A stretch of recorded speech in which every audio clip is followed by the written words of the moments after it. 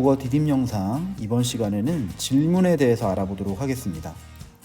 우리가 어떤 것에 대해서 좀 더 잘 알기 위해서 중요한 거는 질문을 하는 거거든요.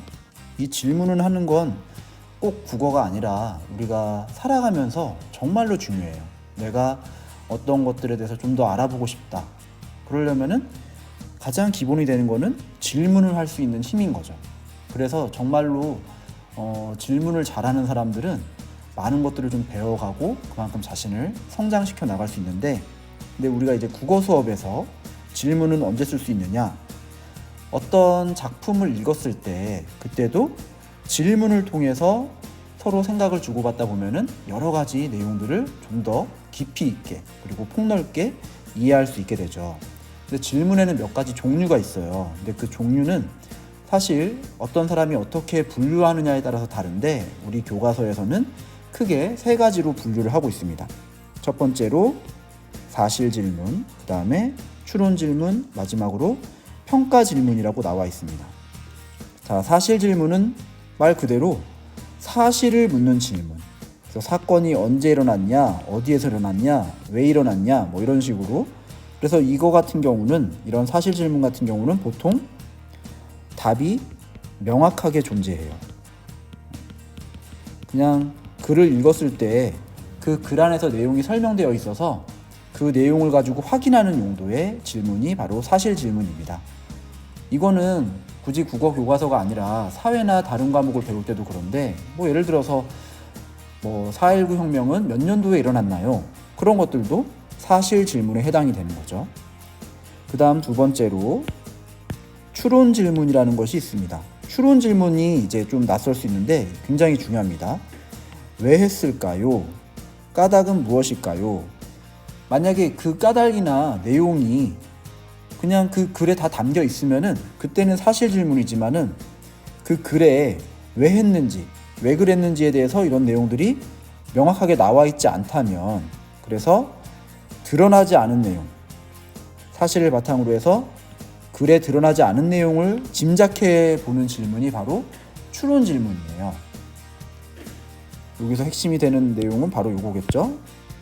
드러나지 않은 내용. 글에 드러나 있는 걸 물어보면 사실이고, 글에 드러나지 않았는데 왜 그랬는지, 까닭은 뭔지 이런 것들을 물어본다면은 글에 드러나지 않은 내용을 우리가 한번 미루어 짐작해서 대답을 해야 된다. 그럴 때는 바로 그런 질문을 추론해 본다.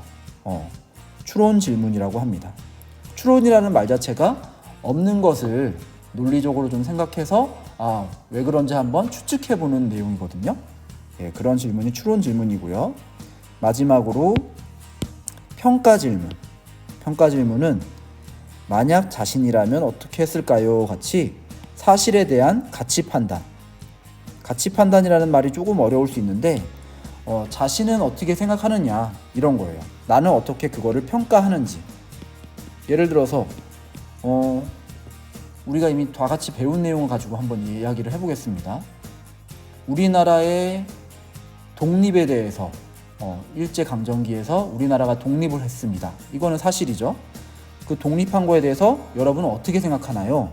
이렇게 그거에 대해서 가치 판단을 묻는 질문, 본인은 그걸 어떻게 평가하는지, 어떻게 생각하는지 묻는 질문은 바로 평가 질문이 되는 겁니다.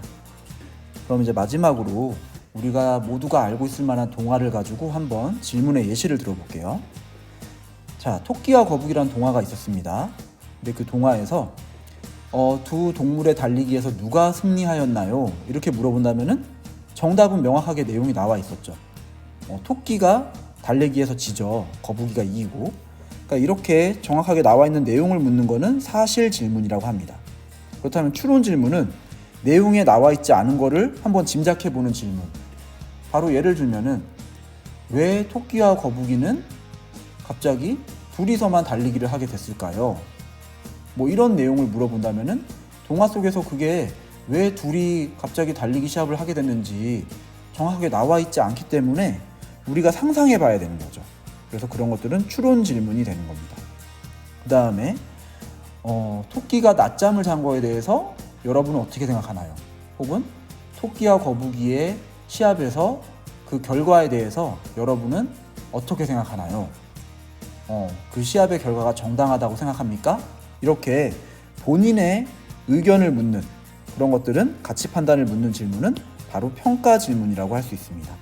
이 세 가지 질문, 꼭 국어가 아니어도 우리 일상생활에서 이 다양한 질문들을 여러분이 할 수 있다면은 많은 것들을 배워갈 수 있을 거예요. 질문하는 거 정말 중요한 능력이니까 이번 기회에 잘 익혀뒀으면 좋겠습니다.